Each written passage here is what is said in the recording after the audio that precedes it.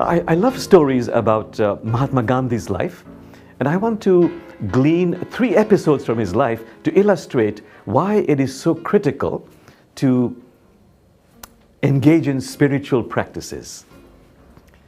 The first story is about Mahatma Gandhi, who was born in 1869 and who, by his own admission, was painfully shy and timid.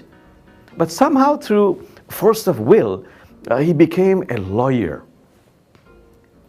But on the very first day that he began to advocate for a defendant in court, his fear, his anxiety, it caught up with him.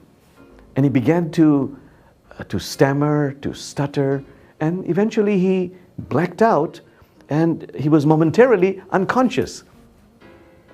And he felt so shamed, such an abject failure. So he sought help. What can I do to overcome this? And he finally found refuge in spiritual practices. He undertook the practice, the exercise of meditation, of going into silence.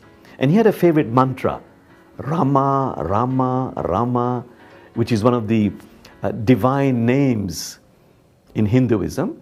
And it also means abiding joy. But Gandhi found that by practicing silence, doing mantra meditation, he became more centered, more present, and less anxious. This became a lifelong practice for him. The second episode I want to relate is when he was in South Africa as a young lawyer, he had the audacity to sit with the white passengers. And remember, this is an era of apartheid. And of course, he was physically ejected late at night from the train and thrown on the platform. He was a little bit physically bruised, but mainly his ego was bruised. And his ego voice said, you must take revenge. And he was thinking of different ways he could hit back at the injustice, at the humiliation he suffered. But then his higher self began to arise, that voice, and said, there has to be a better way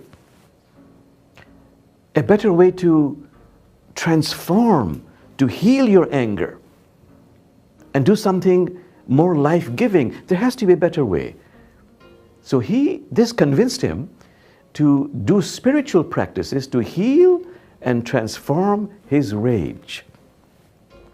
After some time, he said, I'd like to brag. He said, I know bragging is not in good taste, but I really want to make one boast.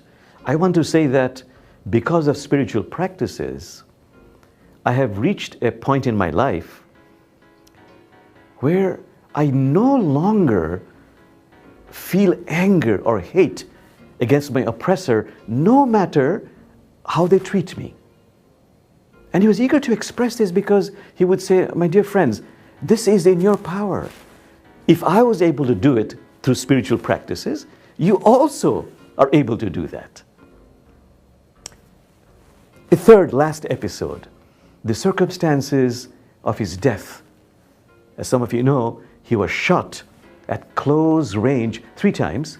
And as he crumbled to the floor, as he was dying, he folded his hands and told the assassin, I forgive you. And as he was on the floor, his lips were muttering.